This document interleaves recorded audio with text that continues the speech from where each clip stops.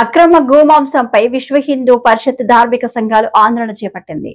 ఆనందపురం శ్రీ మిత్ర gold storage వద్ద పోలీసులు రంగప్రవేశం చేసి ఆందోళన చేస్తున్న వారిని అడ్డగించారు. పోలీసులు గోమాంసం సీజ్ చేశామని చెప్పినట్లు తమను లోపలకు తీసుకువెళ్లి చూపించాలని విశ్వ హిందూ పరిషత్ సంఘాలు డిమాండ్ చేస్తుండగా పోలీసులు అంగీకరించలేదు. జై జై మాతా భారత్ మాతా మాతరం మాతరం వందే మాతరం మాతరం మాతరం వందే మిత్ర agencies owner down down down owner down down down down ధర్మానికి శిక్షించాలి భారతీయ ధర్మాన్ని విచ్ఛిన్నం చేస్తున్న హిందూ ద్రోహులను శిక్షించాలి సనాతన ధర్మాన్ని నాశనం చేయ ప్రయత్నం చేస్తున్న హిందూ ద్రోహులను ఉంటూ హిందూ సంస్కృతిని ద్రోహం చేస్తున్న రాజకీయ నాయకులను ఖబర్దార్ ఖబర్దార్ ఖబర్దార్ ఖబర్దార్ హిందూ దేశ ద్రోహులారా ఖబర్దార్ ఖబర్దార్ ద్రోహులారా సనాతన ధర్మానికి మరి ఈ రోజు ఇక్కడికి ఎందుకు వచ్చాము అనేది మీ అందరికీ తెలుసును. ఈ మిత్ర ఏజెన్సీస్ కోల్డ్ స్టోరేజ్ ఏదైతే ఉందో గత 15 రోజుల క్రితం ఇక్కడ 2 లక్షల ధర్మిల్లా గోమాంసం స్టోరేజ్ అయ్యిందని విజిలెన్స్ అధికారులు చూసి పోలీస్ డిపార్ట్మెంట్ కి చెప్పడం జరిగింది. మరి ఇంతవరకు కూడా గవర్నమెంట్ కళ్ళు మూసుకుపోయిందా? ఒకటి. 2, ఈ కోల్డ్ స్టోరేజ్ ఎవరిదయ్యా అని ఆరా తీస్తే ఇక్కడ ఉండేటువంటి వ్యక్తి ఇప్పుడు నా పేరు చెప్పమండి, అప్పుడు పేరు చెప్పమండి అని ఇక్కడ అబ్దుల్ గారు నాంచి తటవర్తి సుబ్రహ్మణ్యం గుప్తా. ఈ తటవర్తి సుబ్రహ్మణ్యం గుప్తా ఎవరండి? బాపట్లలో ఒక వ్యాపారవేత్త. ఈయన వెనకాల ఎవరున్నారండి? బాపట్ల ఎమ్మెల్యే గారు ఈయన వెనకాల ఉన్నారండి. ఎమ్మెల్యే గారికి రైట్ హ్యాండ్ అండి, ఆయన ఈయనకి లెఫ్ట్ హ్యాండ్ అండి. ఇది ఎంత దారుణం అండి. ఈరోజు నరేంద్ర వర్మ గారికి కానీ లేదా ఈ బాపట్లలో ఉన్నటువంటి తటవర్తి సుబ్రహ్మణ్య గుప్తా గారికి కానీ తెలీదా హిందువులు గోవుని పూజిస్తారని? ఇది హిందూ దేశం కాదా? హిందువు అయ్యుండి ఆయన కోల్డ్ స్టోరేజ్ లో అక్రమంగా గోమాంసాన్ని నిల్వ చేస్తున్నారు. గాజువాకలో మినిస్ట్రీ ఆఫ్ యూత్ ఆధ్వర్యంలో సర్దార్ వల్లభాయ్ పటేల్ 150వ జయంతి సందర్భంగా ఐక్యత ర్యాలీని ఎమ్మెల్యే పల్లా బీజేపీ నాయకులు సంయుక్తంగా నిర్వహించారు. సందర్భంగా అందరూ కలిసికట్టుగా ఉండాలని ప్రతిజ్ఞ చేశారు. మన దేశంలో తయారైన వస్తువులను మనం తప్పక వాడాలని కోరారు. అందరికీ నమస్కారం. ఈరోజు మినిస్ట్రీ ఆఫ్ యూత్ అఫైర్స్ ఆధ్వర్యంలో అలాగే మా ఎన్డీఏ పార్ట్నర్స్ అయినటువంటి బీజేపీ వారి సహకారంతో సర్దార్ వల్లభాయ్ పటేల్ 150వ జయంతి సందర్భంగా యూనిటీ మార్చ్ కార్యక్రమం గాజువాక జంక్షన్ లో చేయడం జరిగిందండి. ఈ సందర్భంగా 2 ప్రమాణాలు చేయడం జరిగింది. ఒకటి, ఈ దేశ సమగ్రతకు యూనిటీగా ఉండడానికి, అంత ఏకంగా ఉండడానికి అందరూ కలిసికట్టుగా ఉండాలి. సర్దార్ వల్లభాయ్ పటేల్ ని స్ఫూర్తిని మన తరాలకి, భవిష్యత్ తరాలకి అందించాలని ఒక ప్లెడ్జ్ చేశాం. అలాగే ఇంకొకటి, మన భారతదేశంలో తయారయ్యేటువంటి మన కంపెనీస్ తయారు చేసినటువంటి వస్తువులు కూడా మనం వాడేటట్టుగా అందరూ కూడా ప్రమాణం చేయడం జరిగింది. ఇదంతా కూడా ఎవరైతే ఈ దేశం కోసం త్యాగం చేసినటువంటి ఒక ఆలోచన ఉందో ఆ ఆలోచనకు అనుగుణంగా ఈ కార్యక్రమం చేయడం జరిగిందని చెప్పి నేను తెలియజేస్తున్నాం. ఈరోజు మనం ఈ భారతదేశం యొక్క గొప్పతనాన్ని చూస్తున్నామంటే దాని వెనకాల ఎంతో మంది గొప్ప వాళ్ళ యొక్క త్యాగాలు ఉన్నాయి. ముఖ్యంగా సర్దార్ వల్లభాయ్ పటేల్ గారు ఐరన్ మ్యాన్ ఆఫ్ ఇండియా అంటాం. ఆయన బ్రిటిషర్స్ వాళ్ళు విడిచిపెట్టిన తర్వాత, ఈ దేశాన్ని విడిచిపెట్టిన తర్వాత భారతదేశ సార్వభౌమాధికారానికి ఒక అర్థం పట్టేటట్టుగా, ఒక అర్థం వచ్చేటట్టుగా ఆయన అన్ని భాగాల్ని, అంటే సుమారు 500 పైన రాజరికాలు ఉండే ఆ సంస్థలన్నీ ఏకం చేసి ఒక అఖండ భారతదేశాన్ని స్థాపించడానికి ఎంతో కృషి చేశారు. కనుక అలాంటి వారి యొక్క త్యాగాన్ని మనం గుర్తించాలి. ఆ స్ఫూర్తిని, ఆయన ఇచ్చినటువంటి స్ఫూర్తిని భవిష్యత్ తరాలకు తీసుకువెళ్లాలనే ఉద్దేశంతో ఈ యూత్ అఫైర్స్ వారు పెట్టారు. కనుక ఈ కార్యక్రమం చాలా పాల్గొనడం మాకు చాలా ఆనందంగా ఉంది. ఎంతోమంది గొప్ప వాళ్ళ కోసం మాట్లాడుకునే ఒక అవకాశం వచ్చింది.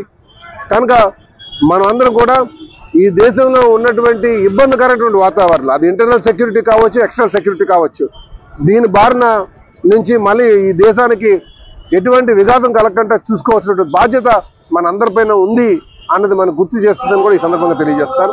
మాకు చాలా ఆనందంగా ఉంది. వారి స్ఫూర్తిని ముందుకు తీసుకెళ్తామని చెప్పి తెలియజేస్తున్నాను. ముఖ్యమంత్రి రేవంత్ రెడ్డికి మాజీ మంత్రి హరీష్ రావు వార్నింగ్ ఇచ్చారు. పత్తి రైతుకు మద్దతు ధర ఇవ్వకపోతే తెల్ల బంగారాన్ని రేవంత్ రెడ్డి జూబ్లీహిల్స్ ప్యాలెస్ ముందు పోసి ఇంటిని ముట్టడిస్తామని హెచ్చరించారు. మంగళవారం ఎనుమాముల వ్యవసాయ మార్కెట్ ను హరీష్ రావు, బీఆర్ఎస్ నేతలు పరిశీలించారు. కూడా అయోమయమైనటువంటి పరిస్థితుల్లో ఉన్నారు. ఇలా రైతులకు పత్తి అమ్ముకోవడానికి అవకాశం లేక అడ్డగోలుగా దళారులకు అమ్ముకోవాల్సి వస్తా ఉంది. పత్తి మద్దతు ధర 8,100 రూపాయలు. కానీ ఈరోజు పత్తి కేవలం 6,000 రూపాయలకు మాత్రమే రైతులు అమ్ముకుంటున్న పరిస్థితి. ఓ క్వింటాల్ మీద 2,000 రూపాయలు ఇలా పత్తి రైతులు నష్టపోతా ఉన్నారు. ప్రభుత్వమేమో మాటల్లో కేంద్ర రాష్ట్ర ప్రభుత్వాలు రైతులకు అరచేతిలో వైకుంఠం చూపిస్తున్నారు, చేతల్లో నరకం చూపిస్తా ఉన్నారు. ఇలా ఒకవైపు అకాల వర్షాల వల్ల, తుఫాన్ల వల్ల రైతులు నష్టపోయారు. ఆ రైతుల్ని ఆదుకోవాల్సింది పోయి తుగ్లక్ నిబంధనలు తెచ్చి రైతుల్ని ఇంకా నిండా ముంచుతున్నది కాంగ్రెస్ బీజేపీ ప్రభుత్వాలు. రేవంత్ రెడ్డి పొద్దున్న లేస్తే ఢిల్లీకి పోతాడు. నువ్వు 60 సార్లు ఢిల్లీకి పోయినావు కదా రేవంత్ రెడ్డి గారు. ఈ పత్తి రైతుల సమస్య కేంద్ర ప్రభుత్వానికి చెప్పడానికి నీకు ఓపిక లేదా? నీకు సమయం చిక్కలేదా? ఢిల్లీకి మూటలు మోయడమే తప్ప రాష్ట్రంలో పత్తి రైతుల బాధల్ని కేంద్ర ప్రభుత్వానికి చెప్పే ఓపిక నీకు లేదా, సమయం నీకు లేదా అని నేను అడుగుతా ఉన్నా. 60 సార్లు పోయినావు కదా ఢిల్లీకి. ఏం చేస్తున్నట్టు నువ్వు? బడే బైతో నీకు మంచి సంబంధాలే ఉన్నాయి కదా. మరి చోటే బై పోయి ఆ బడే బైని కలిసి ఈ పత్తి కొనండి, మా పత్తి రైతుల నిబంధనలు సవరించండి అని చెప్పి చెప్పాల్సిన బాధ్యత నీకు లేదా రేవంత్ రెడ్డి అని నేను అడుగుతా ఉన్నా. ఉప ఎన్నికల్లో గెలవడానికి విచ్చలవిడిగా డబ్బులు పంచినావు, కానీ పత్తి రైతులకు మద్దతు ధర ఇప్పియవా? 8,100కు అమ్మాల్సిన పత్తిని 6,000కు 7,000కు అమ్ముకొని ఇలా రైతులు నష్టపోతా ఉన్నారు. ఒకవైపు అకాల వర్షాలతో పంట దిగుబడి తగ్గిపోయింది, పత్తి చేన్లన్నీ దెబ్బతిన్నాయి. ఆ పండిన పత్తి కూడా కొనే దిక్కులేక, పెట్టిన పెట్టుబడి రాక ఇలా రైతులు ఆత్మహత్య చేసుకునే పరిస్థితులు ఏర్పడతా ఉన్నాయి. మేము కేంద్ర ప్రభుత్వాన్ని కూడా డిమాండ్ చేస్తా ఉన్నాం, మీరు పెట్టిన L1, L2, L3 విధానాన్ని రద్దు చేయండి. 8 నుంచి 12% తేమ విధానాన్ని సవరించండి. అదేవిధంగా ఈ కపాస్ యాప్ను రద్దు చేయండి. రైతులకు ఎవరికి స్మార్ట్ ఫోన్లు ఉండవు. కపాస్ యాప్ లో అందరు కూడా నమోదు. సంకల్పం అభ్యుదయం సైకిల్ యాత్ర. అభ్యుదయం సైకిల్ యాత్ర మాదక ద్రవ్యాలపై దండయాత్ర అనే కార్యక్రమం విశాఖ రేంజ్ పరిధిలో 5 జిల్లాల్లో సైకిల్ ర్యాలీ ప్రారంభించామని విశాఖ రేంజ్ డీఐజీ జట్టు గోపీనాథ్ తెలిపారు. సంకల్పం అభ్యుదయం సైకిల్ యాత్ర. అభ్యుదయం సైకిల్ యాత్ర మాదక ద్రవ్యాలపై దండయాత్ర అనే కార్యక్రమం విశాఖ రేంజ్ పరిధిలో 5 జిల్లాలలో సైకిల్ ర్యాలీ ప్రారంభించామని విశాఖ రేంజ్ డీఐజీ జట్టు గోపీనాథ్ తెలిపారు. ఈ నెల 12న పాయికరావుపేటలో ప్రారంభమైన ఈ సంకల్పం అభ్యుదయం సైకిల్ ర్యాలీ ఇచ్చాపురంలో ముగుస్తుందని తెలిపారు. మాదక ద్రవ్యాలపై తిరుగుబాటుగా కదిలి వస్తున్న సైకిల్ యాత్ర మంగళవారం అనకాపల్లి చేరుకుంది. స్థానిక రింగ్ రోడ్డు మార్కెట్ యార్డ్ నుండి ర్యాలీకి అనకాపల్లి శాసనసభ్యులు కొనతల రామకృష్ణ స్వాగతం పలికి కార్యక్రమంలో పాల్గొన్న విద్యార్థులతో యువతను మాదక ద్రవ్యాలు ఎంత నిర్వీర్యం చేస్తున్నాయో తెలిపారు. అనంతరం డీఐజీ ప్రారంభించిన సైకిల్ ర్యాలీలో శాసనసభ్యులు Konathala Ramakrishna, collector Vijay Krishnan, SP Tuhin Sinha, DSP Sravani, TDP నాయకులు దాడి రత్నాకర్ పాల్గొన్నారు.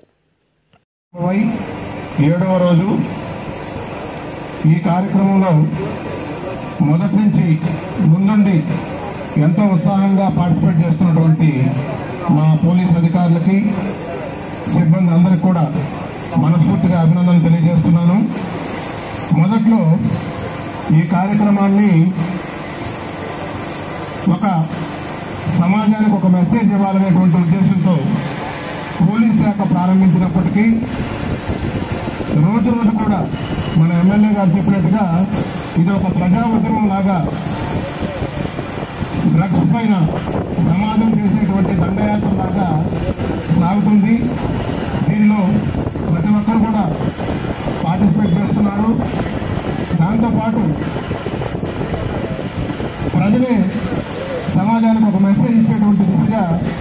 ఇది సాగుతూ పోతుంది. జరిగే విధంగా కార్యక్రమాన్ని తీసుకోవటం ఇది ఒక పోలీస్ డిపార్ట్మెంట్ కార్యక్రమం కాకుండా ప్రజల కార్యక్రమంగా ప్రజా ఉద్యమంగా వెళ్లాల్సిన అవసరం ఉంది. ముఖ్యంగా పిల్లలు ఎంతమంది మీ స్టూడెంట్స్ లో తప్పుడుగా వ్యవహరిస్తున్నారు అన్నది మీరు గమనించాలి. వెంటనే పెద్దలకు చెప్పాలి.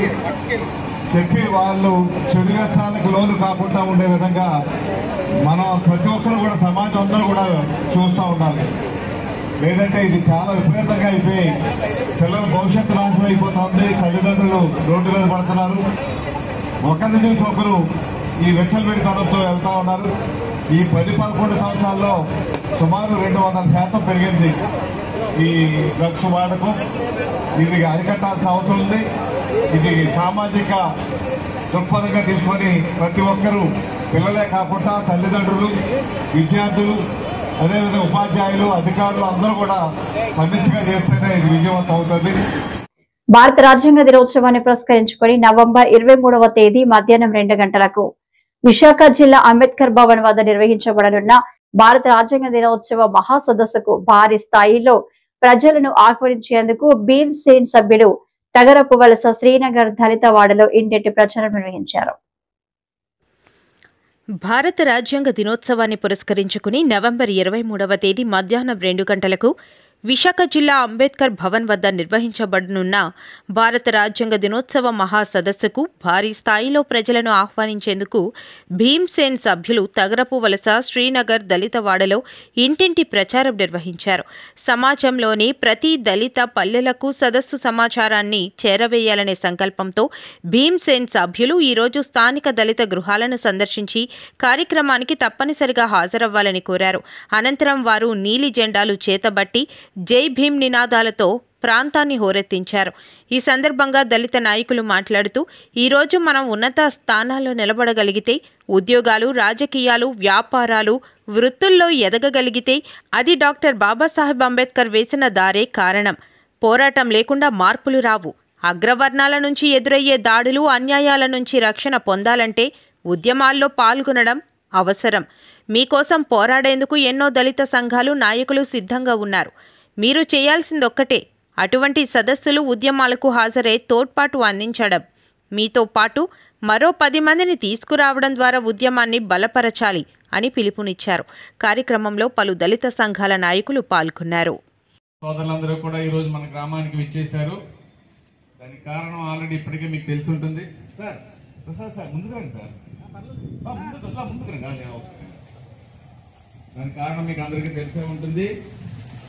23వ తారీఖు ఆదివారం ప్రతి సంవత్సరం కూడా గణతంత్ర దినోత్సవాన్ని, అదేవిధంగా రాజ్యాంగ దినోత్సవాన్ని పురస్కరించుకొని ఒక గొప్ప కార్యక్రమాలు చేయడం అనేది మొదటి నుంచి చూస్తున్నాం. మన భీమసేన వారి ఆధ్వర్యంలో నిజంగా మేమందరం కూడా వాళ్ళతో కలిసి చేయి పట్టుకొని నడుస్తున్నందుకు చాలా గర్వంగా ఫీల్ అవుతున్నాం. బాబాసాహెబ్ చూపించినటువంటి మార్గంలో మనందరం కూడా ఎవరైతే భీమసేన వారైతే ఇక్కడ ఉన్నారో మన గ్రామానికి చెందినటువంటి యువకులందరికీ కూడా ఆ కార్యక్రమానికి అందించి మన వంతు సహాయ సహకారాలు అందించాలి. అసలు ఎందుకు ఈ సమావేశానికి మనం హాజరవ్వాలి అంటే, అంబేద్కర్ చూపించినటువంటి మార్గంలో నడుస్తూ వేలాది లక్షలాది మంది మన దళిత జాతికి చెందినటువంటి యువకులందరికీ కూడా ప్రేరణగా నిలుస్తున్నటువంటి గొప్ప వ్యక్తులు. కంచె ఐలయ్య గారు ప్రొఫెసర్ జ్ఞానంతో, అంబేద్కరిజంతో యూట్యూబ్ ని, అలాగే ఎవరైతే యూట్యూబ్ లో సామాజిక మాధ్యమంలో గడగడలు ఆడిస్తుంది ఆవిడ తులసి చంద్. మీరు అందరూ వినే ఉంటారు తులసి చంద్. ఒకవేళ వినకపోతే ఇక్కడ నుంచి యూట్యూబ్ లో తులసి చంద్ వీడియోలు చూడండి, బ్రహ్మాండంగా ఉంటాయి. సో వీళ్ళందరూ కూడా రేపటి సమావేశానికి కంచె ఐలయ్య గారు, బైరి నరేష్ గారు, తులసి చంద్ గారు, అలాగే మన పాటల కోట అయినటువంటి ఉదయ భాస్కర్ గారు వచ్చేసి అమోఘమైనటువంటి వాళ్ళ ప్రసంగాలతో అంబేద్కరిజాన్ని మనకి రీఇంట్రడ్యూస్ చేయబోతున్నారు. జై భీమ్, జై భీమ్, జై భీమ్, జై భీమ్. గిరిజన సంక్షేమ ఆశ్రమ పాఠశాలల విద్యార్థుల ఆరోగ్యం పట్ల నిర్లక్ష్యం వహించి ప్రభుత్వానికి చెడ్డ పేరు తేవద్దని బీజేపీ పాడేరు నియోజకవర్గ ఇన్ఛార్జ్ రాష్ట్ర ట్రైకర్ డైరెక్టర్ కూడా కృష్ణారావు సూచించారు. అధికారులు ప్రభుత్వానికి చెడ్డ పేరు తీసుకురావద్దు. బీజేపీ పార్టీ పాడేరు ఇన్ఛార్జ్ రాష్ట్ర ట్రైకర్ డైరెక్టర్ కూడా కృష్ణారావు గిరిజన సంక్షేమ ఆశ్రమ పాఠశాలల విద్యార్థుల ఆరోగ్యం పట్ల నిర్లక్ష్యం వహించి ప్రభుత్వానికి చెడ్డ పేరు తేవద్దని బీజేపీ పాడేరు నియోజకవర్గ ఇన్ఛార్జ్ రాష్ట్ర ట్రైకర్ డైరెక్టర్ కూడా కృష్ణారావు సూచించారు. అల్లూరి జిల్లా కొయ్యూరు మండలం రాజేంద్రపాలెం గిరిజన సంక్షేమ బాలికల ఆశ్రమ పాఠశాలలో ఫుడ్ పాయిజన్ కారణంగా అస్వస్థతకు గురై రాజేంద్రపాలెం ప్రాథమిక ఆరోగ్య కేంద్రంలో వైద్య సేవలు పొందుతున్న విద్యార్థినీలను ఆయన పరామర్శించారు. విద్యార్థినుల ఆరోగ్య విషయమై వైద్యులను అడిగి తెలుసుకున్నారు. అనంతరం మీడియాతో మాట్లాడుతూ ఏజెన్సీ ప్రాంతంలో గిరిజన సంక్షేమ ఆశ్రమాలలో ఇటీవల విద్యార్థులు అస్వస్థతకు గురవుతున్న విషయం కలిచివేస్తోందన్నారు. సంబంధిత శాఖ అధికారులు స్పందించకపోగా ప్రభుత్వానికి చెడ్డ పేరు తెచ్చే విధంగా ప్రవర్తిస్తే ఉపేక్షించేది లేదని హెచ్చరించారు. అనంతరం పాఠశాలను సందర్శించి విద్యార్థినులు ఎందువల్ల అనారోగ్యం పాలయ్యారనే విషయమై పాఠశాల హెచ్ఎం వార్డెన్తో పాటు ఏటీడబ్ల్యూఓను వివరాలు అడిగి తెలుసుకున్నారు. వసతి గృహంలో కిచెన్ పరిసరాల పరిశుభ్రతను పరిశీలించారు. పేరు కూడా Krishnarao, BJP Paderu assembly incharge, రాష్ట్ర ట్రైకర్ డైరెక్టర్ని.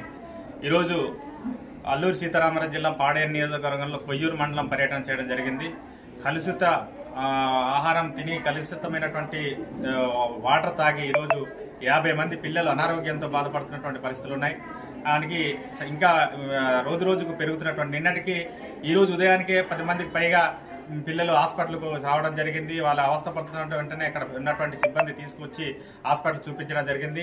దీనికి తగినటువంటి పరిష్కార మార్గం అనేది ప్రభుత్వం నుంచి కూటమి ప్రభుత్వానికి చెడ్డ పేరు రాకుండా అధికారులు వెంటనే పర్యవేక్షణ చేసి సంబంధిత ట్రైబల్ వెల్ఫేర్ ఆఫీసర్ ఎవరైతే ఉన్నారో ఆ డీడీ గారు వెంటనే పర్యవేక్షణ చేయాలి. అలాగే హెల్త్ డిపార్ట్మెంట్ వాళ్ళు కూడా జిల్లా అధికారులందరూ కూడా పర్యటన చేసి ఇటువంటి అవస్థతలకు గురవకుండా చూసుకోవాలి, జాగ్రత్తలు తీసుకోవాల్సిన బాధ్యత ఉందనేది అధికారులకు సూచన చేస్తున్నాం. కాబట్టి ఈ విషయం పైన మరి అక్కడ పరిసరాల పరిశుభ్రత అంతా కూడా పరిశీలన చేసి మెరుగైనటువంటి చేసి గిరిజన పిల్లల యొక్క ఆరోగ్యాన్ని కాపాడే దిశగా అధికారులు సూచన పనిచేయాలనేసి మీ అందరూ కూడా సూచిస్తున్నాం. ఈ విషయం పైన రాష్ట్ర ఆరోగ్య శాఖ మంత్రి సత్యకుమార్ గారి దృష్టికి తీసుకుని వెళ్లడం జరుగుతుంది.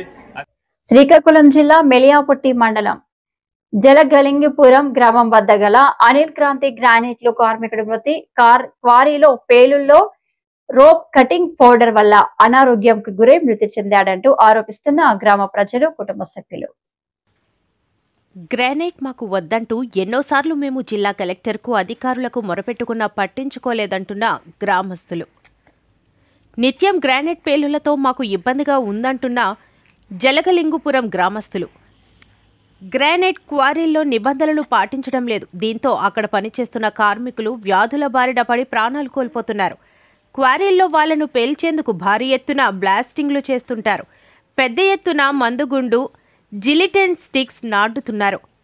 అలాగే కార్మికులు రాళ్లను కొట్టడం, తరలించడం తదితర పనులను చేస్తుంటారు. కార్మికుల పట్ల యాజమాన్యాలు కనీస ప్రమాణాలు పాటించడం లేదు. వారి భద్రతకు ఎటువంటి చర్యలు తీసుకోవడం లేదు. దీనివల్ల క్వారీలో రాళ్లు పేల్చినప్పుడు వాటి నుంచి వచ్చే దుమ్ము ధూళిని కార్మికులు పీల్చడం వల్ల శ్వాసకోశ తదితర వ్యాధుల బారిన పడుతున్నారు. బాలరాజు, పాతపట్నం నియోజకవర్గం, మెలియాపుట్టి జలగలింగిపురం గ్రామంలో నిన్న సాయంత్రం ఏదైతే సంఘటన జరిగిందో అది క్వారీలోపు ఏవైతే కెమికల్ రసాయనాలు వాడి రాళ్ళు బద్దలు కొట్టడానికి ఉపయోగిస్తున్నారో అటువంటి రసాయనాలు అందించే ప్రక్రియలో ఆయనకి టెక్నీషియన్కి హెల్పర్గా ఉన్నారు. రాణి కర్రన్న అనే వ్యక్తి చనిపోయారు. చాలా బాధాకరం.